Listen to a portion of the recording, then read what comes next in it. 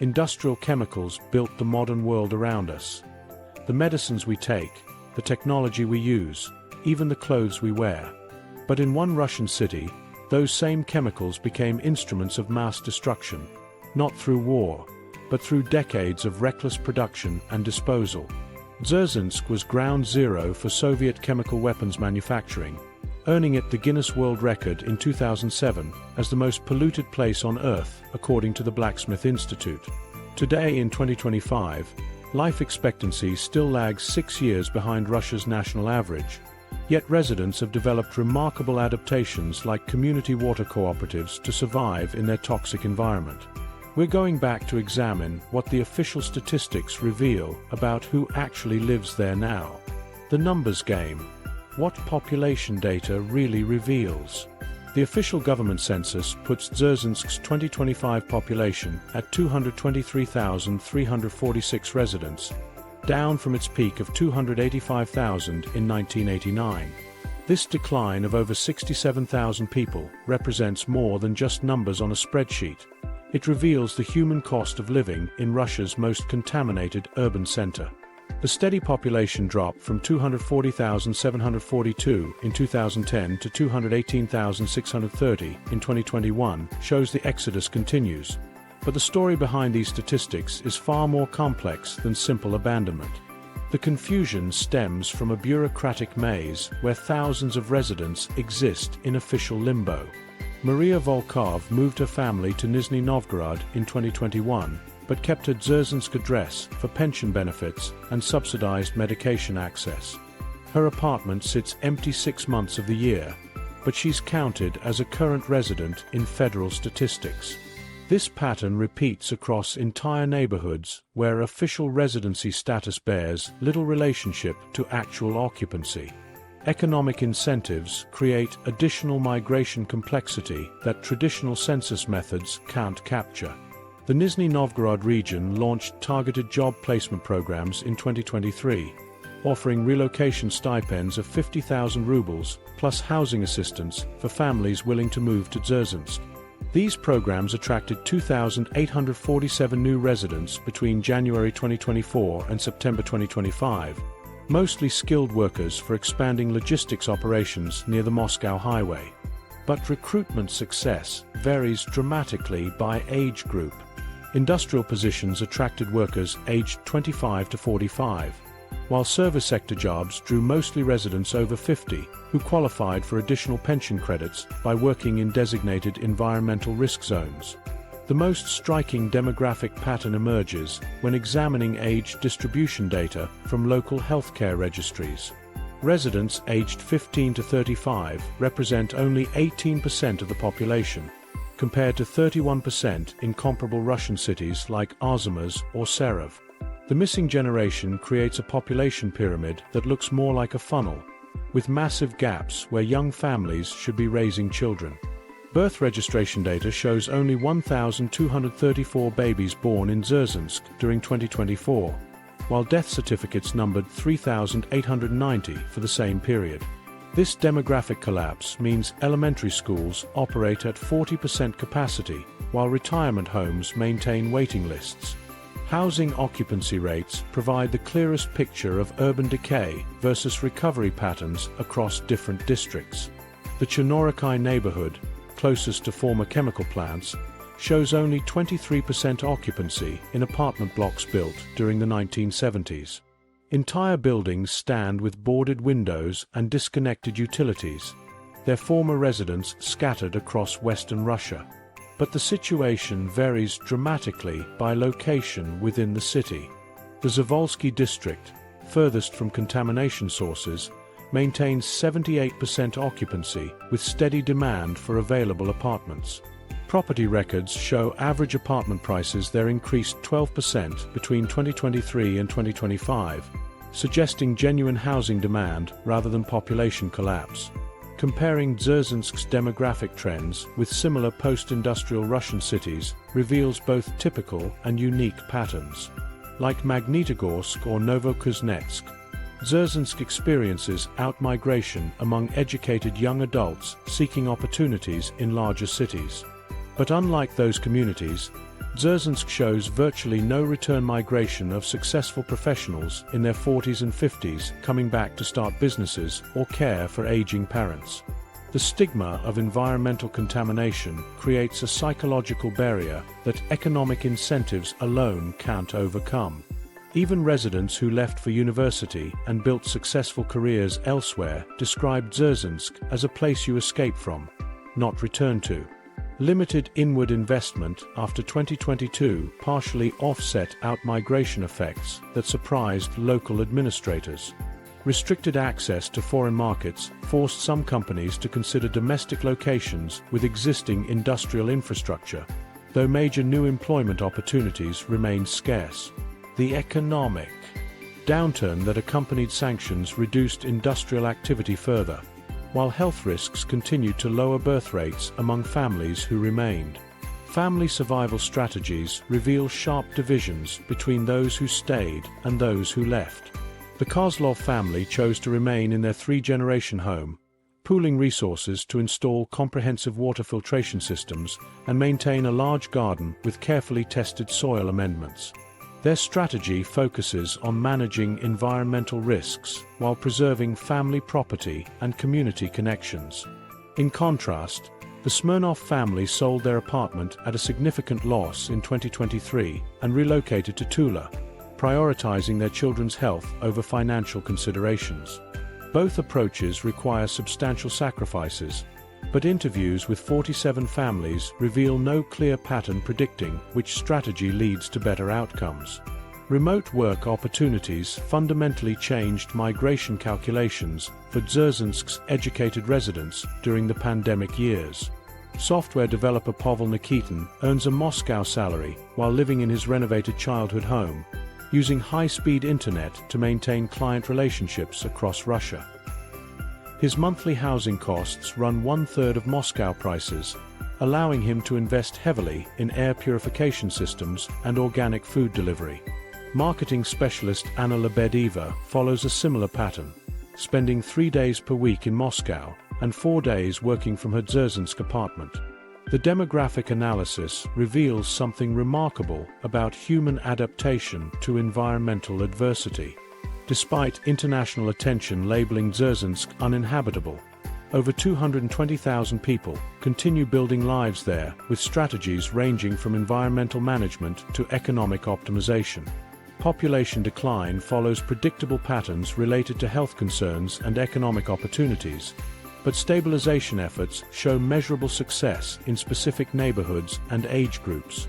Rather than uniform urban collapse, Dzerzhinsk demonstrates selective resilience where communities adapt to extraordinary circumstances. But adaptation requires more than just staying put. It demands daily decisions about the most basic necessity for survival. Water wars. The battle for clean drinking sources. The kitchen counter tells the whole story. Rows of plastic bottles, filtration systems under every sink, and weekly deliveries from private water companies.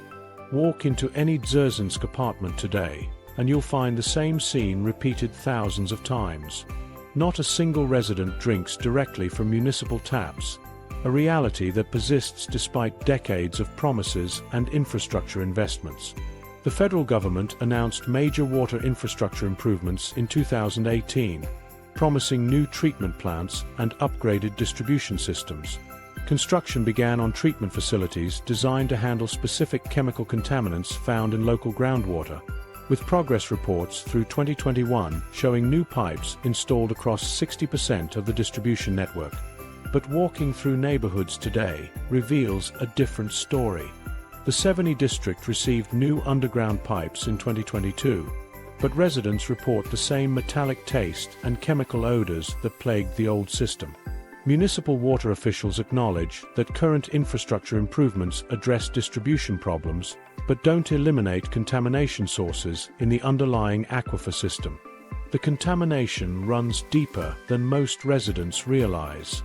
Groundwater testing reveals arsenic and phenol violations of WHO standards, while the Blacksmith Institute documented phenol and dioxin concentrations at millions of times safe levels in the White Sea water system.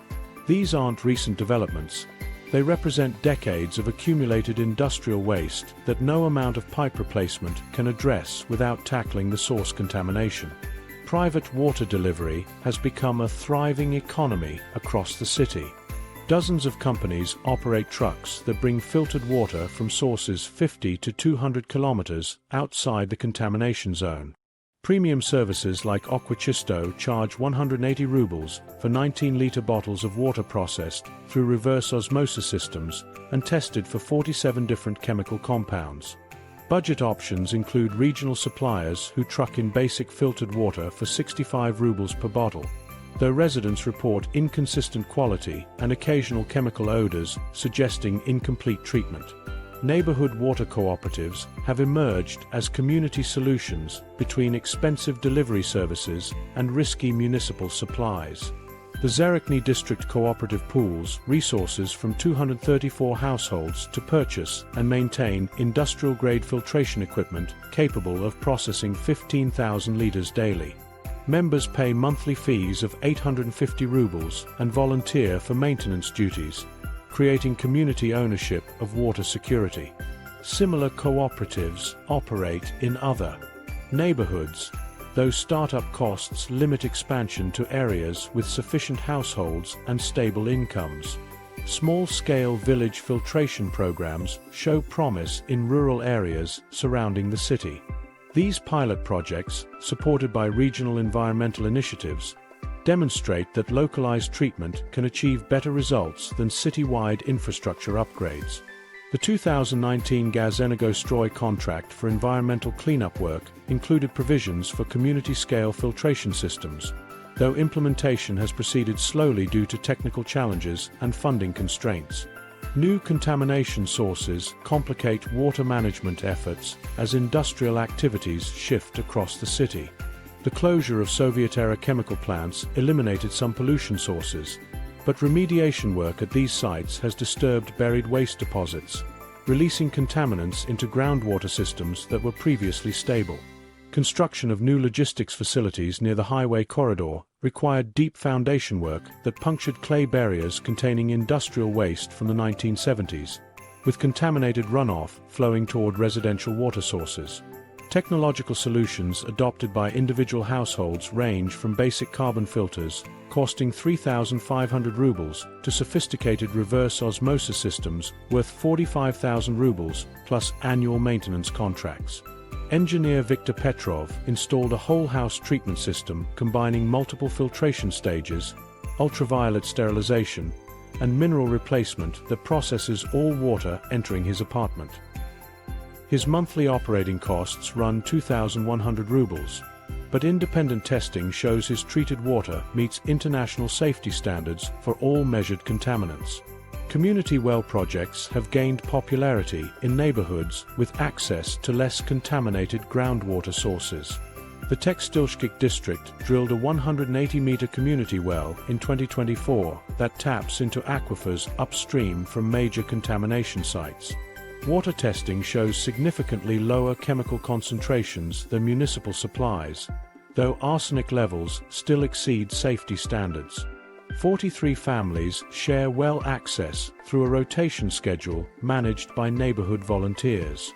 Climate change adds seasonal complications through groundwater fluctuations and chemical leaching. Rising groundwater levels during wet seasons increase the risk of contaminant migration toward the Volga River basin, while temperature variations affect filtration equipment performance. These climate impacts require additional infrastructure investments that current municipal budgets cannot accommodate without external support. Political battles over municipal water responsibility continue generating controversy between local, regional, and federal authorities. City officials argue that contamination sources predate current administration and require federal environmental cleanup funding.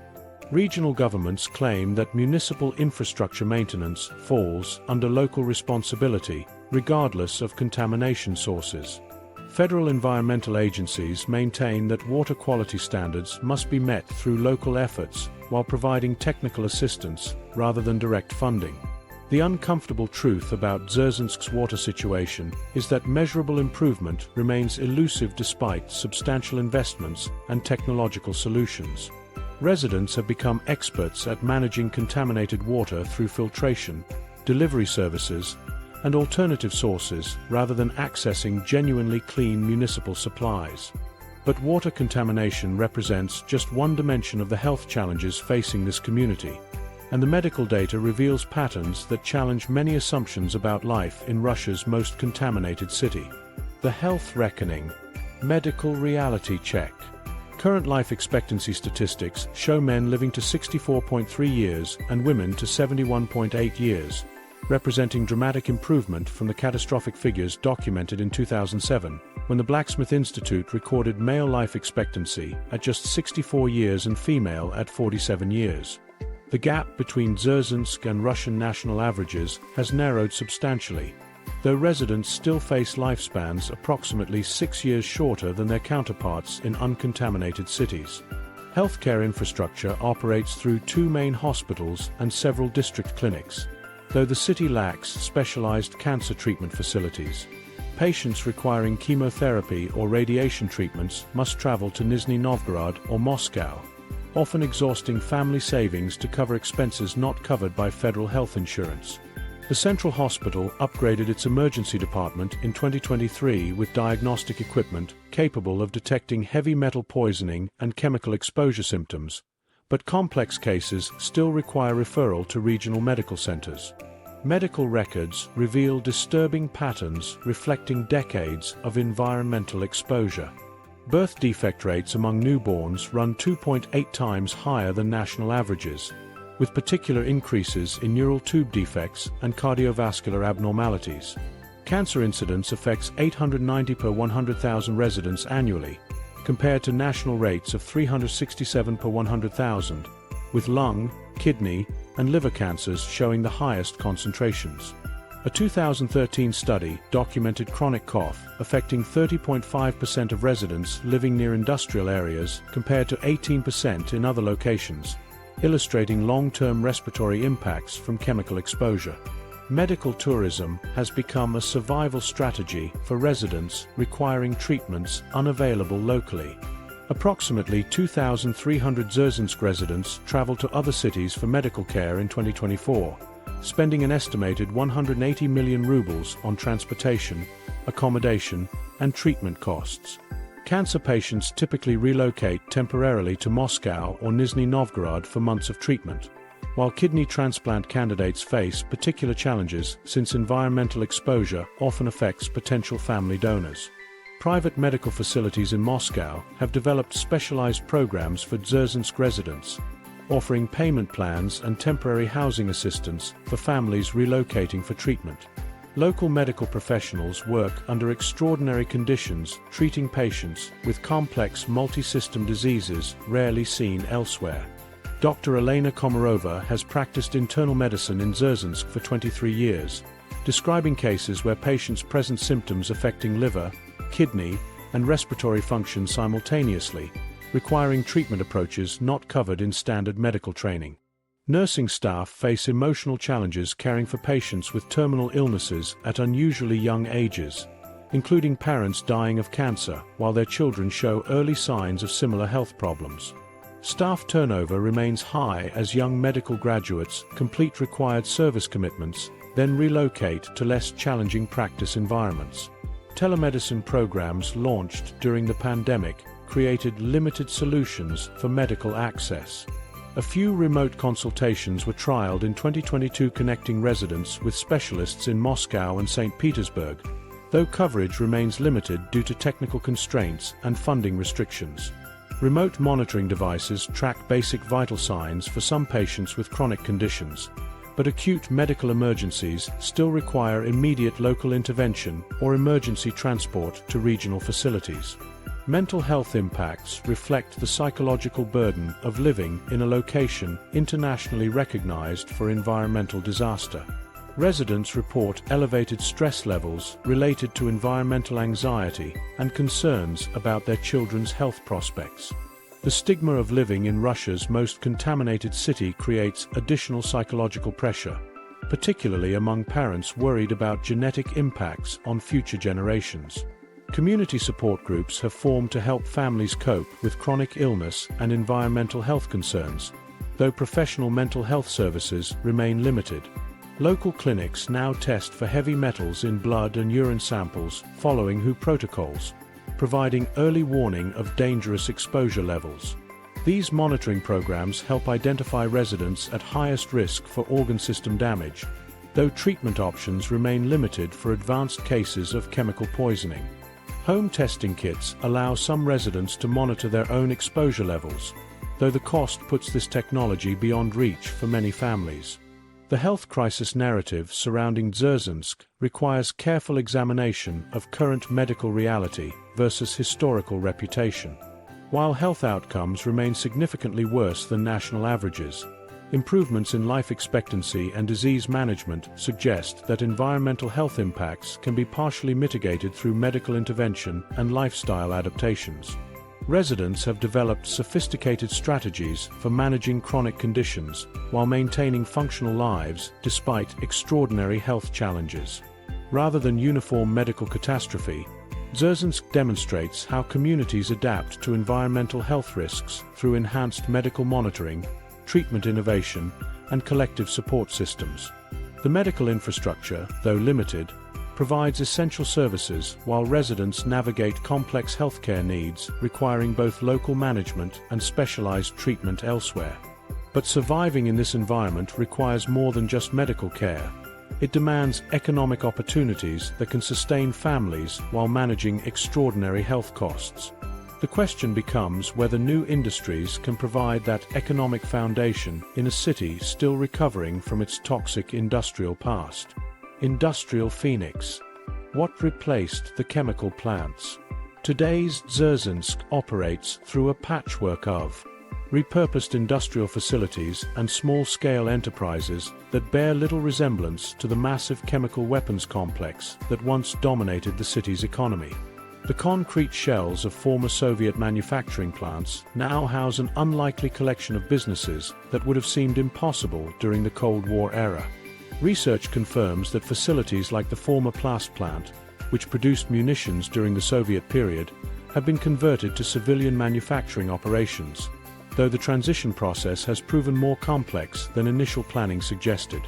Economic transformation efforts have produced modest results through targeted federal programs rather than the major industrial recruitment campaigns that dominated headlines in the early 2000s. Federal small business development programs provided low-interest loans and grants to local entrepreneurs, supporting restaurant owners, retail shops, auto repair services, and construction contractors serving regional markets.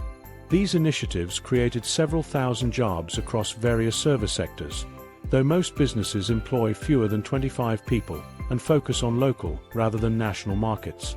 Tax incentives for businesses locating in designated economic development zones attracted dozens of new companies, but the scale remains limited compared to the massive industrial operations that previously defined the city's economy. The technology sector found unexpected opportunities in Dzerzhinsk as improved internet infrastructure arrived in 2021, enabling remote work positions that bypass traditional concerns about the city's environmental reputation. Companies established customer service operations and digital marketing offices that serve clients across Russia, while taking advantage of lower operational costs compared to Moscow locations. These positions offer salaries significantly higher than local manufacturing jobs, though they require specialized skills that limit employment opportunities to residents with technical education. Military production facilities that survived the post-Soviet transition have adapted through gradual diversification programs, though the process has faced significant challenges. Research documents that manufacturers of munitions continue operating in the city, including facilities that experienced explosions as recently as 2019, highlighting ongoing safety concerns in the conversion process. The precision manufacturing capabilities developed during military production have attracted some civilian contracts, but employment levels remain substantially lower than during peak Soviet operations. Small-scale manufacturing and service industries have filled economic gaps through entrepreneurial innovation rather than large-scale industrial development. Metal fabrication shops occupy former warehouse spaces, producing custom metalwork for construction projects and agricultural equipment repairs. Textile manufacturing returned through several small companies producing work clothing and fabric goods for regional customers. Auto parts manufacturing expanded as national supply chains sought domestic alternatives to imported components, with companies establishing operations in renovated industrial facilities. These businesses typically employ 15 to 85 workers and generate modest annual revenues while creating stable employment without requiring massive capital investments. Property values vary dramatically based on proximity to contamination sources, creating unusual real estate markets where location determines not just convenience but health risks. Neighborhoods closest to former chemical plants show significantly lower property values and limited development interest, while areas farther from contamination sources maintain steady demand and modest price appreciation. This geographic division affects business location decisions, with service companies preferring areas that don't carry the stigma of direct association with toxic sites. Environmental regulations governing new industrial activities create complex compliance requirements that have both eliminated development opportunities and created new business sectors. The 2021 Environmental Protection Law requires extensive soil testing, groundwater monitoring, and air quality assessments before any new industrial construction can begin. Companies must demonstrate that proposed operations won't worsen existing contamination and include remediation bonds covering potential environmental damage. These requirements have attracted businesses specializing in environmental services, testing, and consulting that now serve clients across Russia seeking expertise in contamination assessment.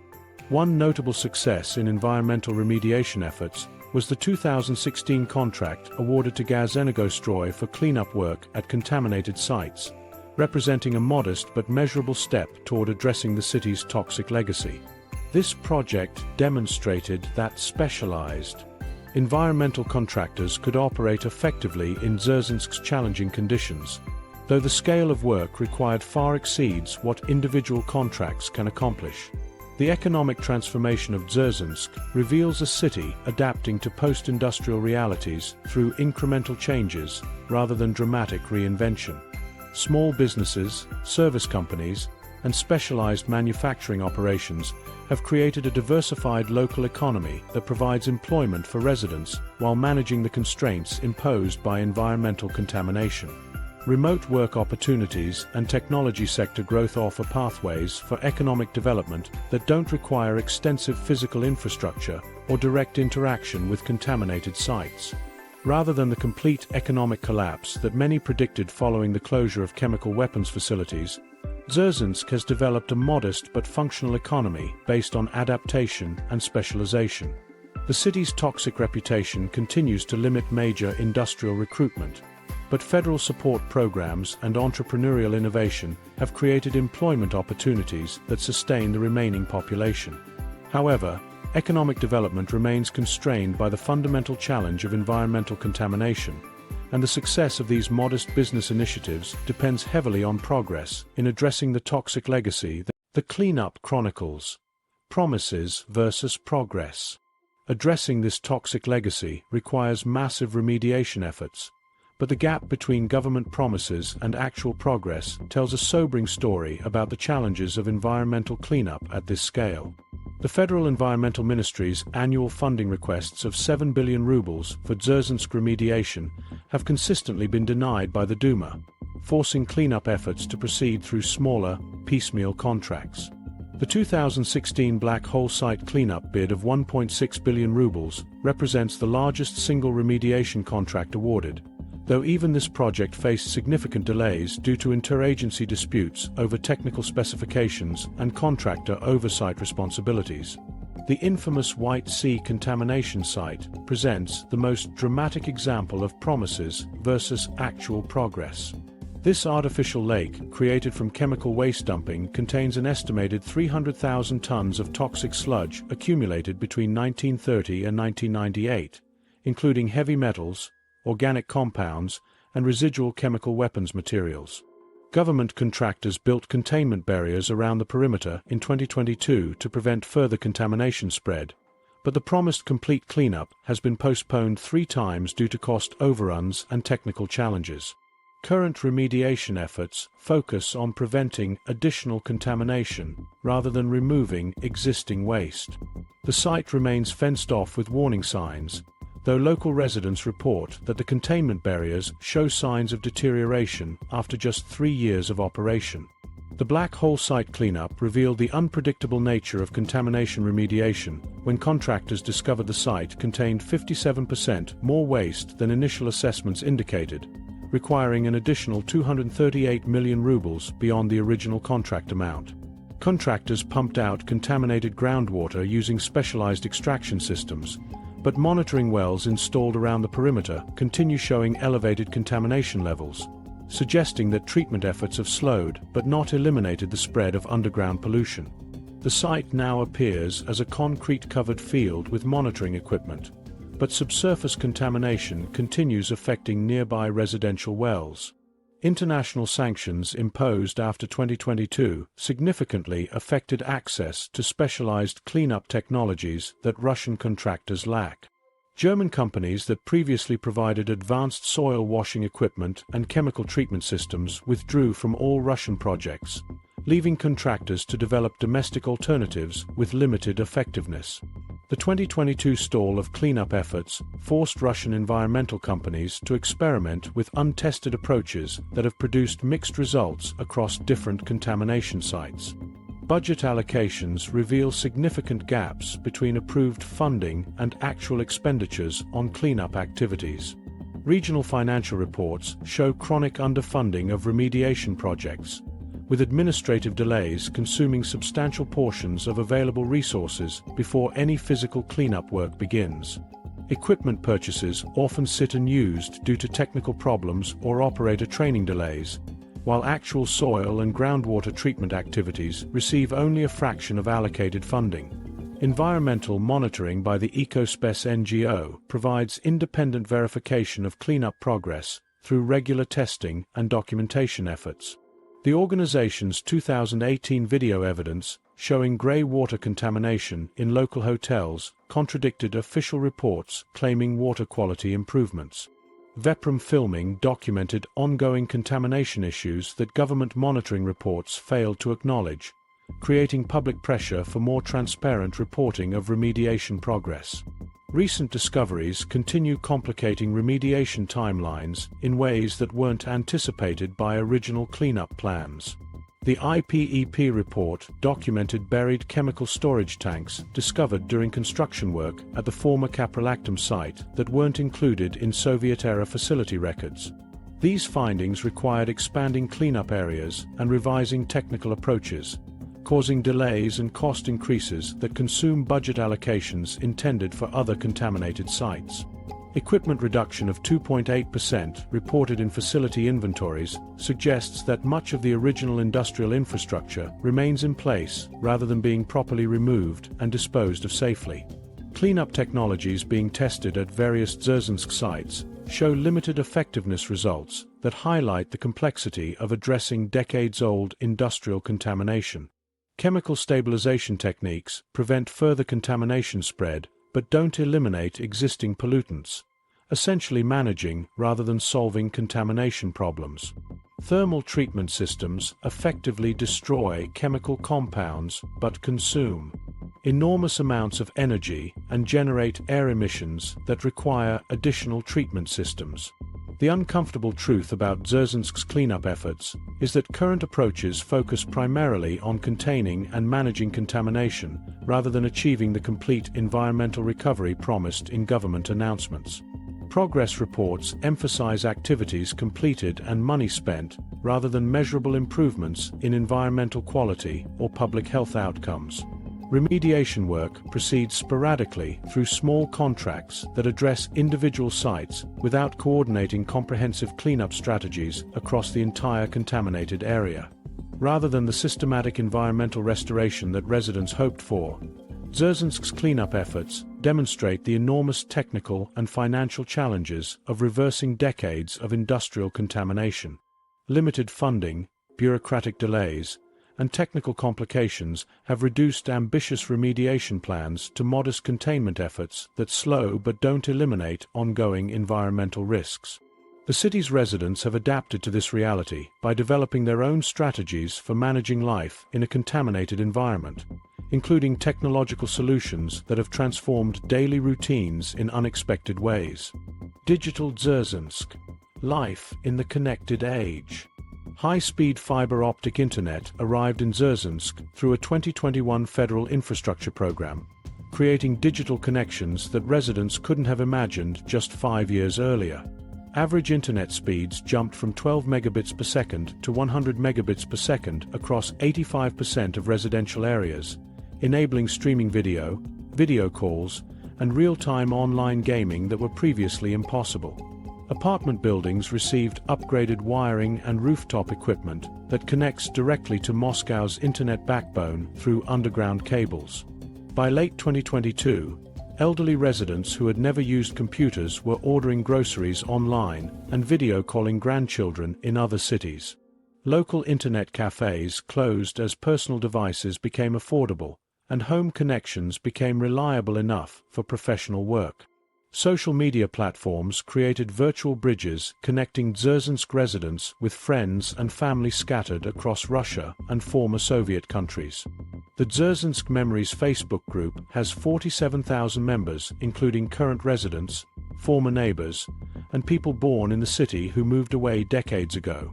Daily posts share childhood photos, discuss local news, and coordinate mutual assistance for everything from job referrals to medical advice. Instagram accounts document environmental changes, new businesses, and community events with hashtags like #DzerzhinskLife and #MyToxicHometown that attract international attention.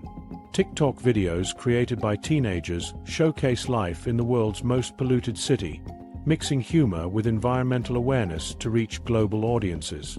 Online education platforms fundamentally changed career prospects for young people considering whether to stay in Dzerzhinsk or relocate for opportunities. The Moscow Institute of Technology offers degree programs through distance learning that cost 60% less than traditional on-campus study while providing identical credentials. Software development boot camps conducted entirely online prepare students for remote work positions that pay Moscow salaries without requiring relocation. Language learning apps and tutoring services help residents develop English and other foreign language skills that open international job markets. University preparation courses delivered through video conferencing allow high school students to access advanced coursework not available in local schools. The digital divide splits Dzerzhinsk residents along economic and generational lines that determine access to online opportunities. Households with monthly incomes above 45,000 rubles typically own smartphones, laptops, and high-speed internet connections that enable full participation in digital economy activities. Lower-income families often share single devices and rely on mobile data plans that limit online activities to basic communication and social media browsing. Residents over age 60 show dramatically lower technology adoption rates, with only 34% using internet services regularly compared to 89% of residents under age 35. Public libraries and community centers provide computer access for residents who cannot afford personal devices, though limited hours and outdated equipment restrict usage. E-commerce and delivery services revolutionized shopping options for residents who previously traveled hours to reach major retail centers. Wildberries and Ozon marketplace platforms deliver everything from clothing to electronics within 2 to 3 days using distribution centers located along the Moscow highway. Online grocery shopping through Perekrestok and Magnet websites brings fresh produce and specialty foods not available in local stores. Pharmacy delivery services provide prescription medications and health supplies without requiring trips to distant medical facilities. Monthly household spending on online purchases increased from an average of 3,400 rubles in 2020 to 12,800 rubles in 2025 as residents discovered the convenience and selection advantages of digital shopping. Online communities and support networks emerged organically among current and former Dzerzhinsk residents who share common experiences and challenges. WhatsApp groups organize everything from carpooling for medical appointments to bulk purchasing of water filtration supplies. Telegram channels share real-time information about power outages, road conditions, and local government announcements. Reddit communities focused on environmental health topics connect Dzerzhinsk residents with people facing similar challenges in other contaminated locations worldwide. These digital communities provide emotional support, practical assistance, and social connection that supplement face-to-face relationships in a city where population decline has weakened traditional community networks. Digital healthcare services supplemented limited local medical facilities through telemedicine consultations and remote monitoring technologies. The Regional Health Ministry's telehealth platform connects patients with specialists in Moscow and St. Petersburg for consultations that would otherwise require expensive travel and overnight stays. Smartphone apps track symptoms, medication schedules, and vital signs for patients with chronic conditions like kidney disease and respiratory problems common among Dzerzhinsk residents. Online pharmacies deliver prescription medications not available locally, often at lower prices than physical pharmacies. Environmental monitoring and activism gained new dimensions through citizen science tools and online documentation platforms. Residents use smartphone apps to measure air quality, photograph environmental changes, and report contamination incidents to authorities and activist groups. Social media campaigns organize community cleanups, document government cleanup progress, and share environmental testing results with wider audiences. YouTube channels created by local residents provide uncensored documentation of environmental conditions that often contradicts official government reports. GPS-enabled photo sharing creates detailed maps of contamination sites and cleanup activities that environmental researchers use for academic studies. Digital documentation fundamentally changed how Dzerzhinsk's environmental story reaches global audiences through resident-generated content that bypasses traditional media filters.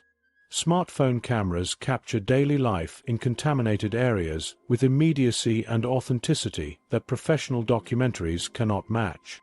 Crowd-funded journalism projects support local residents in creating professional-quality documentaries about environmental health impacts. Online fundraising platforms channel international donations directly to families affected by contamination-related health problems. Technology created unexpected economic and social opportunities that help residents maintain meaningful lives despite physical isolation from mainstream Russian society. Remote work possibilities generate income streams independent of local economic conditions, while digital communities provide social connections that transcend geographic boundaries. But these digital opportunities affect different age groups in dramatically different ways, and the data reveals surprising patterns about who chooses to build their future in this contaminated city versus who decides to leave forever. The youth exodus. Generation decisions.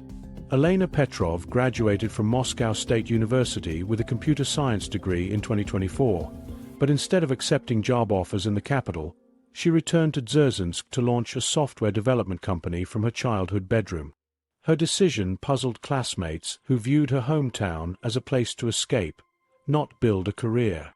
Yet Elena represents a small but significant group of young professionals who see opportunity where others see only contamination. Migration statistics from the Dzerzhinsk Municipal Registry paint a stark picture of generational flight that accelerated dramatically after 2020. Among residents aged 18 to 25, departure rates reached 67% between 2020 and 2025, with most relocating to Moscow, Nizhny Novgorod, or St. Petersburg for university studies or employment opportunities. The pattern shows clear gender differences. 72% of young women leave compared to 61% of young men, often citing health concerns about future pregnancies and child-rearing in a contaminated environment. Those who remain fall into distinct categories, including students at local technical colleges, young adults caring for elderly relatives, and individuals. whose families own significant property or businesses that require ongoing management. Educational opportunities within Dzerzhinsk limit career preparation compared to major urban centers, creating powerful incentives for academically ambitious students to seek alternatives. The city operates 2 technical colleges offering programs in industrial maintenance, computer repair, and basic healthcare services that prepare students for local employment markets. However, these institutions lack advanced programs in engineering, medicine, business administration, or other professional fields that lead to higher-paying careers. Moscow State University's distance learning programs serve 340 local students, but require periodic travel to the capital for examinations and laboratory work that many families cannot afford. Young adults who return to Dzerzhinsk after studying elsewhere describe complex decision-making processes that balance career opportunities against family obligations and personal connections. Alexei Volkov completed an engineering degree in Moscow, but returned in 2023 to manage his family's small manufacturing business after his father's health declined. His decision required accepting a 40% salary reduction compared to Moscow job offers, but allowed him to maintain close relationships with his parents and childhood friends while building equity in an established business. Marina Kozlova returned after completing nursing training in Nizhny Novgorod, motivated by the critical need for healthcare workers in her hometown and the opportunity to make a meaningful impact in her community. Dating and family formation decisions reflect deep concerns about environmental health impacts that shape relationship choices and life planning strategies. Online dating profiles created by Dzerzhinsk residents frequently mention environmental health awareness and willingness to relocate as important compatibility factors. Many young couples delay marriage and childbearing until one or both partners secure employment in less contaminated cities, viewing parenthood in Dzerzhinsk as an unacceptable health risk for future children. Fertility counseling services report increased demand for genetic testing and preconception health screening among couples planning pregnancies, with many choosing to relocate temporarily during pregnancy and early child-rearing years. Employment prospects vary dramatically by age group and skill level, creating different incentive structures for staying versus leaving across demographic categories. Recent high school graduates face limited opportunities in retail, food service, and basic manufacturing jobs that typically pay 18,000 to 25,000 rubles monthly with minimal advancement potential. College-educated professionals can access remote work opportunities that provide Moscow-level salaries while living in Dzerzhinsk, though these positions require specialized skills in technology, marketing, or professional services. Skilled trades workers including electricians, plumbers, and auto mechanics find steady demand for their services locally, earning 35,000 to 55,000 rubles monthly while avoiding the competition and higher living costs of major cities. Family obligations and property ownership create powerful economic and emotional ties that influence migration decisions among young adults who might otherwise relocate for better opportunities. Approximately 34% of young adults aged 20 to 30 live in multi-generational households where they provide care for elderly relatives or contribute financially to household expenses. Property inheritance considerations affect migration timing, as families often delay transfers of apartments and houses until younger generations demonstrate commitment to remaining in the community. Youth-led initiatives for community improvement and environmental activism demonstrate remarkable creativity and persistence despite limited resources and institutional support. The Dzerzhinsk Youth Environmental Alliance organizes monthly cleanup activities, water quality testing projects, and educational workshops that engage teenagers in environmental monitoring and advocacy efforts. Student government organizations at local schools coordinate recycling programs, energy conservation initiatives, and community garden projects that address environmental challenges while building practical skills. Growing up in a location internationally recognized for environmental disaster creates unique psychological challenges that affect identity formation and life satisfaction among young residents. Many describe feeling defensive about their hometown when meeting people from other places, constantly explaining that life in Dzerzhinsk involves normal activities like school, work, and social relationships despite environmental contamination. Others embrace their hometown's notoriety as a source of personal strength and resilience, viewing their ability to thrive under challenging circumstances as a competitive advantage in education and career pursuits. The factors that convince young people to build futures in Dzerzhinsk, despite its challenges, often surprise outside observers and contradict assumptions about rational decision-making in contaminated environments. Strong family relationships, affordable housing costs, reduced competition for employment and social opportunities, and deep community connections create quality-of-life advantages that partially offset environmental health risks and economic limitations. But these personal stories of resilience and adaptation exist alongside a global narrative about Dzerzhinsk that has been shaped by decades of international scrutiny and media attention. International attention. Global eyes on local problems. The BBC documentary crew that filmed in Dzerzhinsk during 2009 captured footage that would define global perceptions of the city for over a decade. International media coverage reached peak intensity between 2007 and 2015, when major outlets, including CNN and National Geographic, featured dramatic visuals of contaminated landscapes alongside interviews with residents describing health problems. These productions created a narrative of complete environmental collapse that dominated how the world viewed this Russian industrial city. Media attention declined significantly after 2016 as other environmental crises captured international focus, though scientific interest actually increased during the same period as researchers recognized Dzerzhinsk as a unique laboratory for studying long-term contamination effects. Current international research collaborations involve universities from 12 countries, despite geopolitical tensions limiting formal cooperation agreements.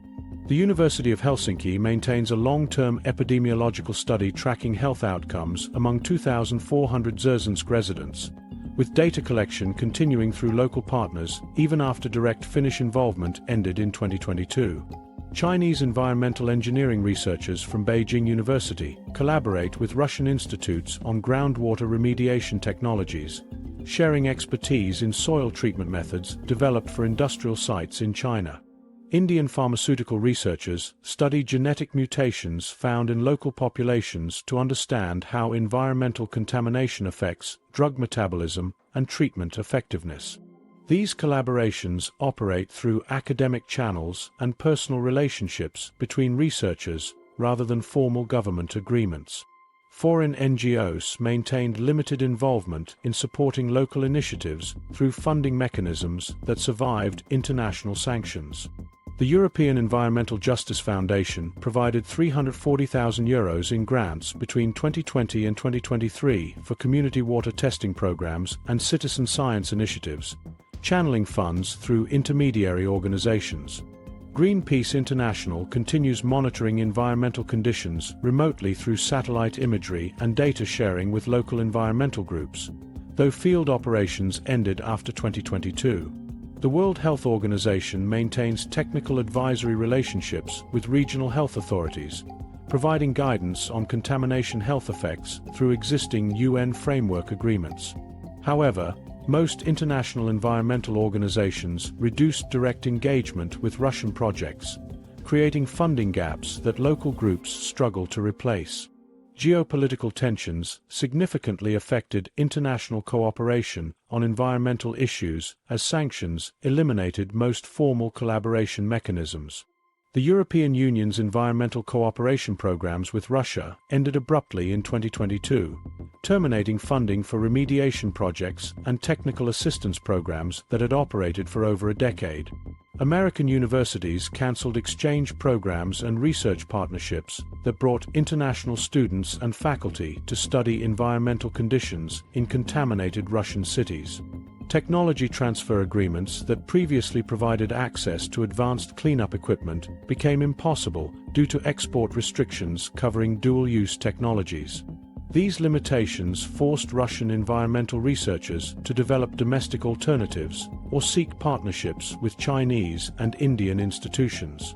documentary films and academic studies created a global reputation that often oversimplified complex realities while generating widespread awareness of contamination problems. The 2009 documentary Poison City reached audiences in 47 countries through television broadcasts and streaming platforms, establishing Dzerzhinsk's image as an uninhabitable wasteland where residents lived in constant health crisis.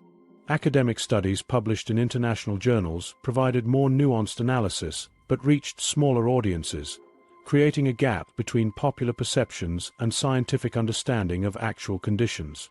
Social media amplified both accurate information and misleading claims, with viral posts often featuring outdated photographs or exaggerated descriptions that reinforce stereotypes about the city's livability. Residents developed sophisticated strategies for controlling their own narrative through social media platforms and citizen journalism that challenged stereotypical portrayals in international media.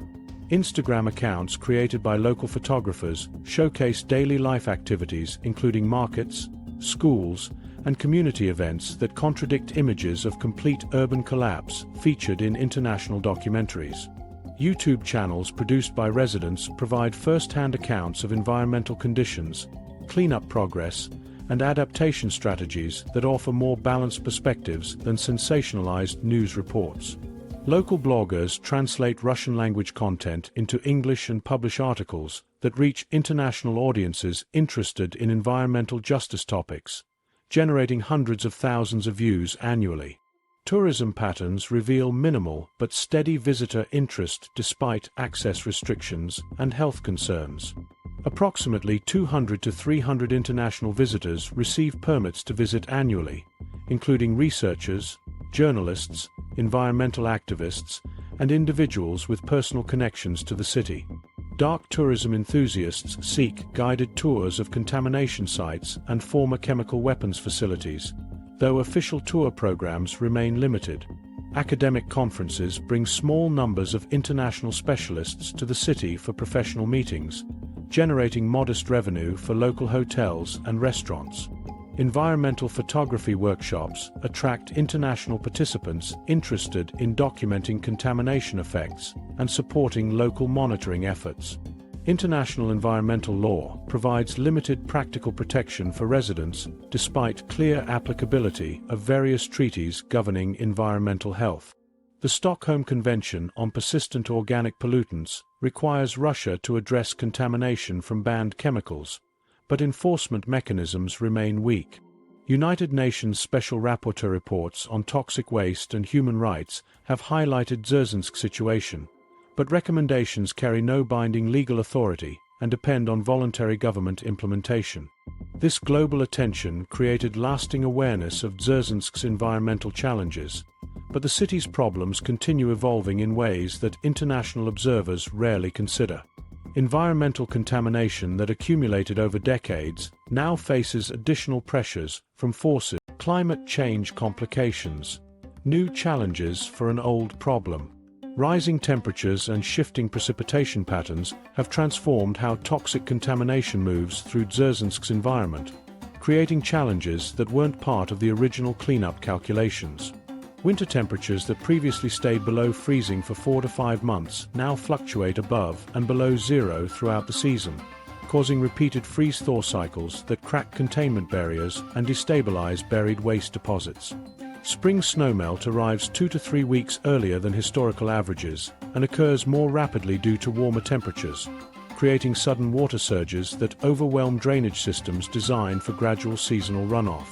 Summer droughts that last 6 to 8 weeks longer than previous decades concentrate existing contamination in reduced water volumes, making chemical exposure more dangerous for residents who depend on local water sources.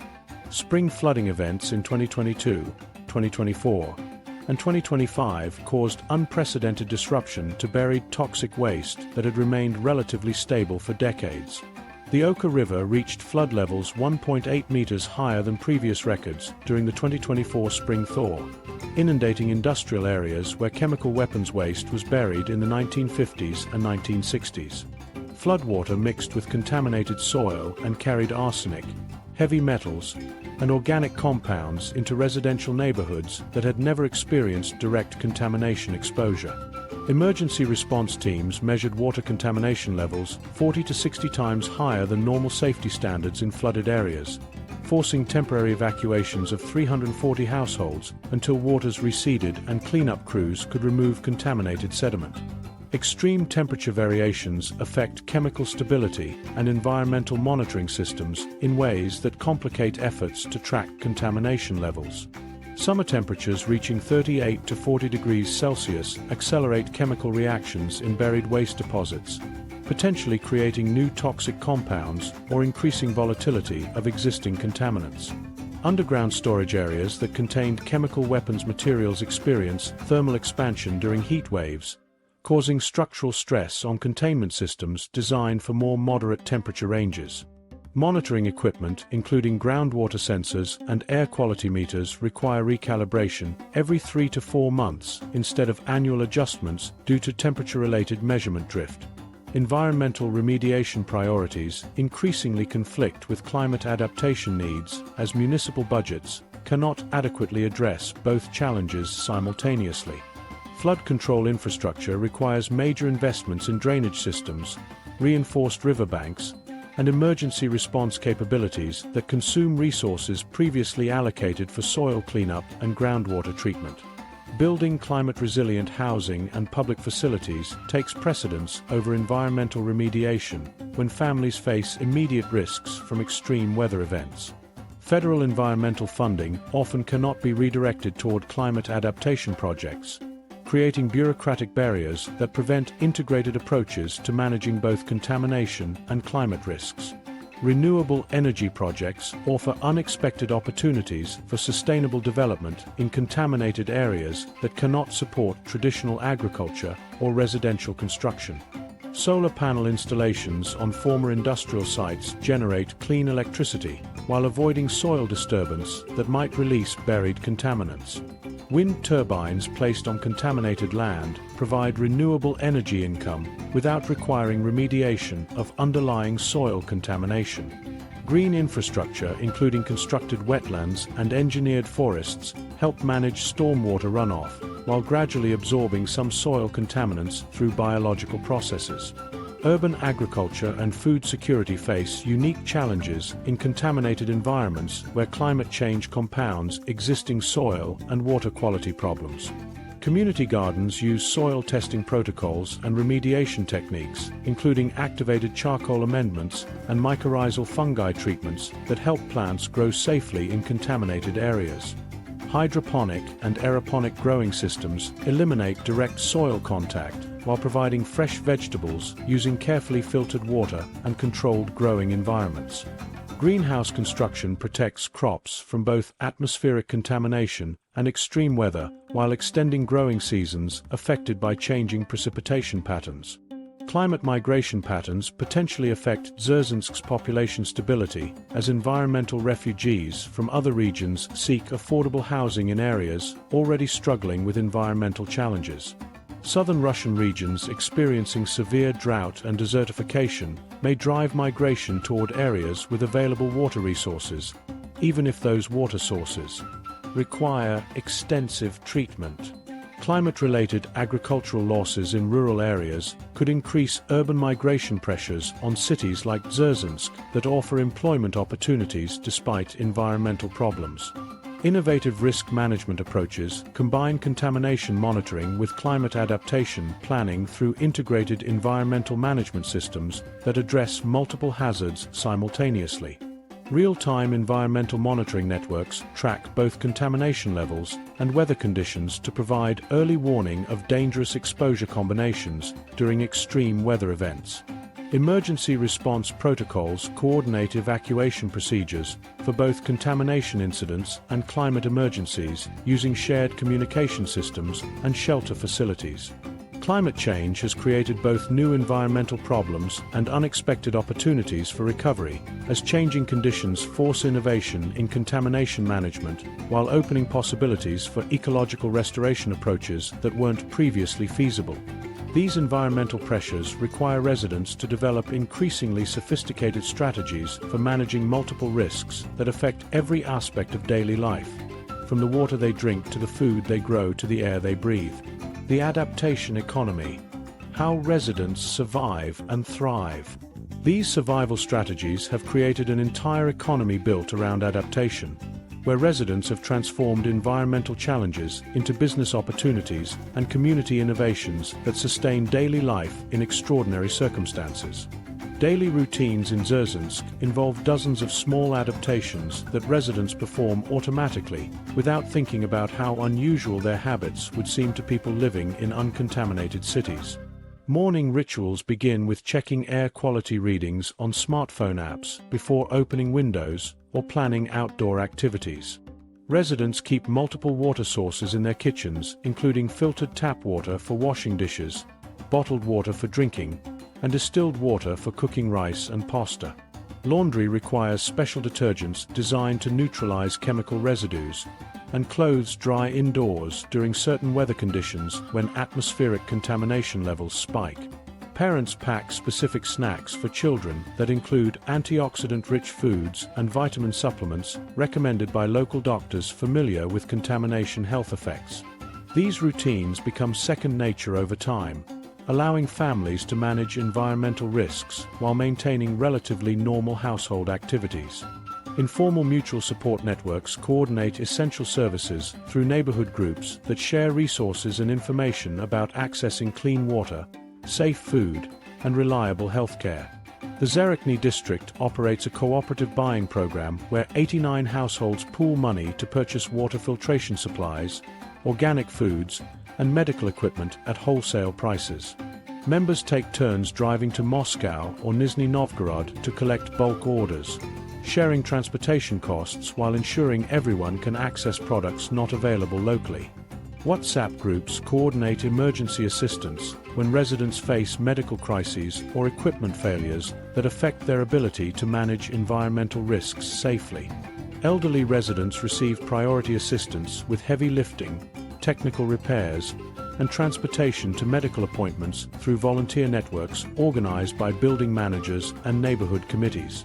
Local businesses adapted their services to address unique customer needs that don't exist in most Russian cities, creating specialized markets that serve residents managing environmental health risks.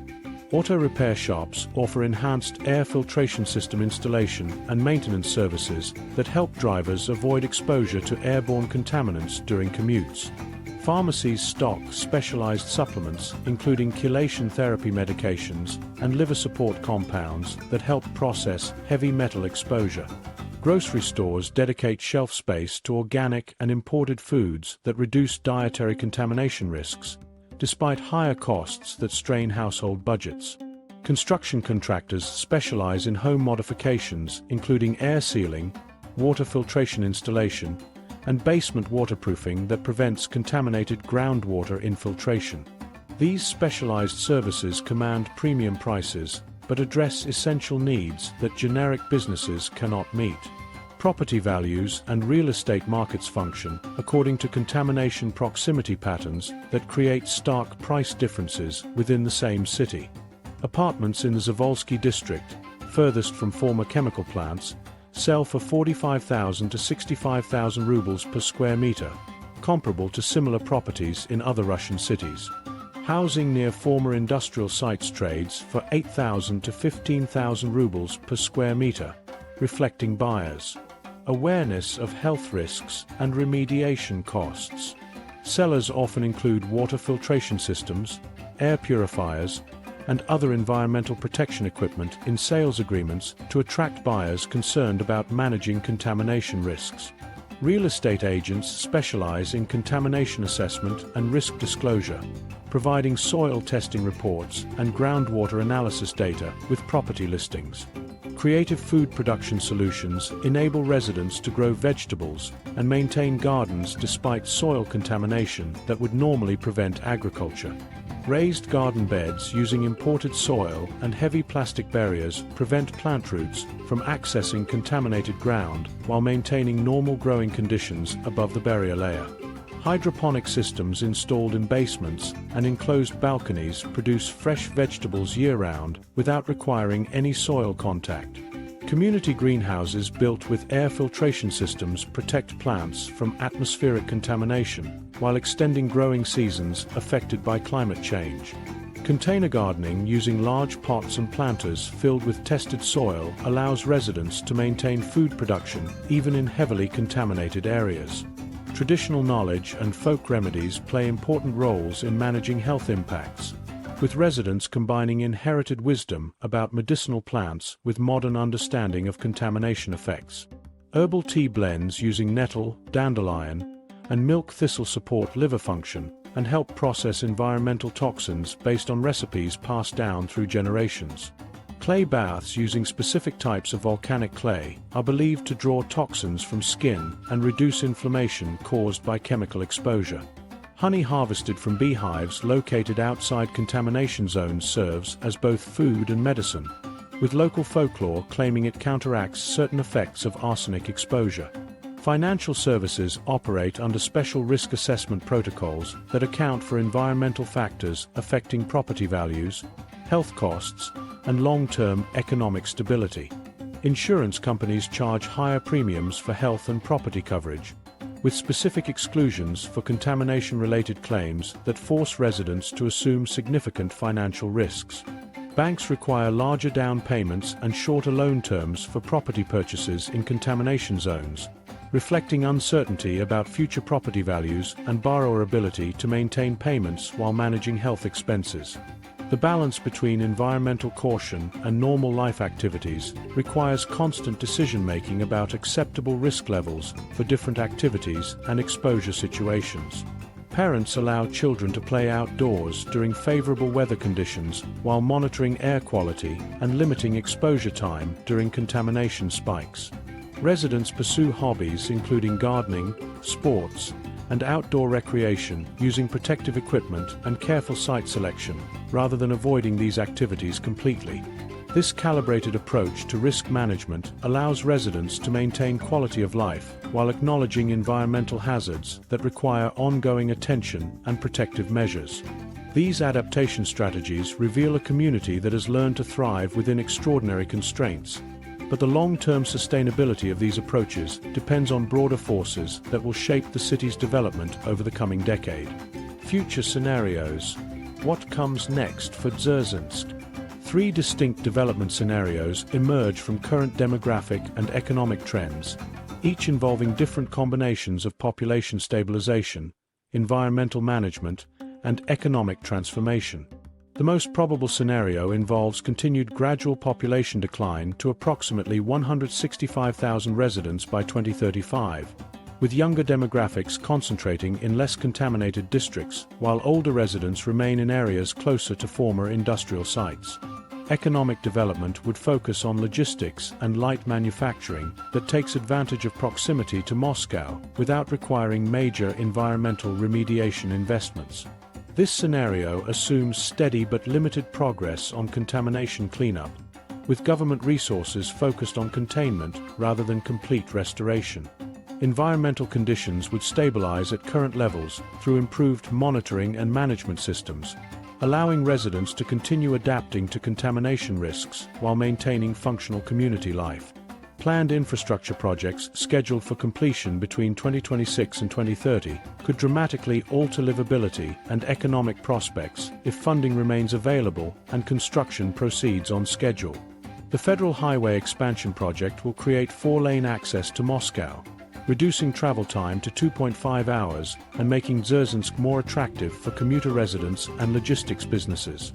Municipal water system upgrades worth 3.8 billion rubles promise improved distribution infrastructure, though they won't eliminate underlying contamination sources.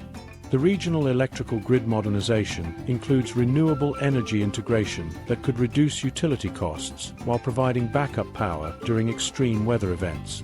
New sewage treatment facilities designed to handle chemical contamination represent major improvements over current systems that provide minimal treatment before discharge. However, These infrastructure investments require sustained political support and budget allocations that could be redirected if national economic conditions deteriorate or other priorities emerge. Demographic changes already underway will significantly affect political representation and resource allocation as the city's population profile shifts toward older, more established residents with different priorities than younger families. Current city council elections show increasing influence of property owners and small business operators who favor infrastructure improvements and environmental management over costly cleanup programs. Older residents prioritize healthcare services, utility reliability, and transportation access rather than long-term environmental restoration that might not benefit them directly. Regional political representation could shift as population decline reduces Dzerzhinsk's influence in oblast-level decision-making, potentially decreasing access to federal environmental funding and infrastructure investment. The potential for Dzerzhinsk to become a model for environmental recovery faces significant technical and economic obstacles, though some aspects of community adaptation offer lessons for other contaminated locations worldwide. Successful water filtration cooperatives, community-based environmental monitoring, and integrated risk management strategies demonstrate effective approaches to managing contamination that could be replicated elsewhere. However, complete environmental recovery would require remediation investments exceeding 200 billion rubles over 2 decades, far beyond any realistic budget allocations. More achievable goals involve demonstrating sustainable community life in contaminated environments through technological innovation, healthcare improvements, and economic diversification that doesn't depend on complete environmental restoration. Broader Russian economic and political developments will profoundly influence Dzerzhinsk's future through federal budget allocations, sanctions effects, and national development priorities that determine available resources for environmental and infrastructure projects. Economic growth in the Moscow region could generate spillover benefits, including increased logistics activity, commuter residential demand, and service sector employment that provides alternatives to industrial jobs. International sanctions could continue limiting access to advanced remediation technologies while encouraging domestic innovation in environmental management systems. Trade relationships with China and India might provide alternative sources of cleanup equipment and technical expertise that replace European suppliers. Resident hopes and fears about their community's future reflect complex emotions, combining attachment to place with realistic assessment of environmental and economic constraints. Many residents express cautious optimism about infrastructure improvements and population stabilization, while maintaining skepticism about promises of complete environmental recovery.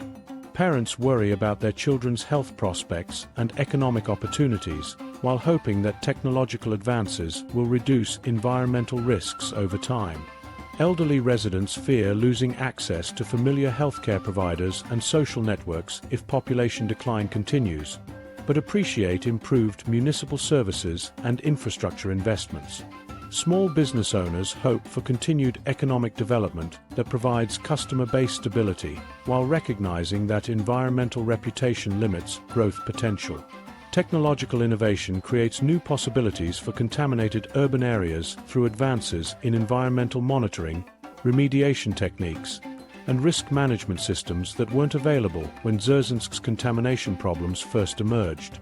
Real-time air and water quality monitoring networks provide early warning of dangerous exposure levels, while smartphone applications help residents make informed decisions about outdoor activities and water consumption. Advanced filtration technologies make safe drinking water more accessible and affordable than previous generations of treatment systems. Medical monitoring devices track biomarkers of environmental exposure, enabling early intervention for health problems before they become severe. The lessons emerging from Dzerzhinsk's experience managing life in contaminated environments extend far beyond this single Russian city. Community-based environmental monitoring programs demonstrate how residents can supplement official testing with citizen science initiatives that provide more comprehensive contamination data. Cooperative resource sharing networks show how communities can collectively manage environmental risks through bulk purchasing, shared equipment, and mutual support systems. economic adaptation strategies, including specialized businesses and risk-aware property markets, offer models for maintaining community life despite environmental constraints. These patterns of adaptation and resilience challenge fundamental assumptions about what makes communities viable in the face of environmental disaster. What emerges from this examination is a community that has redefined survival itself. Nearly 223,000 people continue building meaningful lives in conditions once labeled uninhabitable, developing innovative solutions for water safety, healthcare access, and economic opportunity that demonstrate remarkable resilience. Their success doesn't minimize the tragedy of industrial contamination or excuse environmental crimes, but it proves that communities can adapt to extraordinary circumstances through cooperation, technology, and determination. As climate change and industrial accidents create new environmental challenges worldwide, Dzerzhinsk offers crucial lessons about managing environmental risks while maintaining human dignity and community connections